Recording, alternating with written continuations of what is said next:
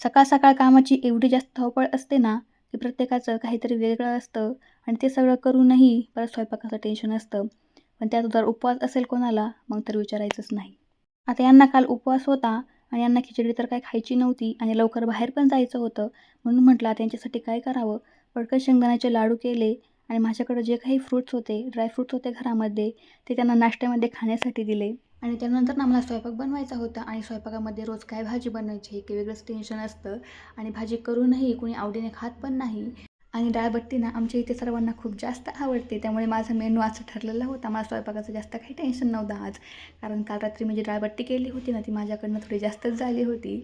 त्यामुळे जेवढी लागेल तेवढी मी रात्रीच तळून घेतली होती आणि काही शिल्लक ठेवली होती सकाळी तळण्यासाठी. त्यामुळे ना फक्त सांबार करून घेतलं आणि जेवणासाठी वेळ होता म्हणून म्हटलं घरातील बाकीची कामे आवरून घ्यावीत आणि त्यानंतर मग बट्टी तळून घ्यावी. घरातील इतर कामे आवरून घेतली, झाडू वगैरे मारून घेतला, त्यानंतर कपडे धुवून वाळत घातले आणि सकाळ सकाळ असं उन्हात ना मला खूप जास्त भारी वाटत होतं कपडे वाळत घालताना, कारण थंडी पण खूप होती आणि मस्त ऊन लागत होतं.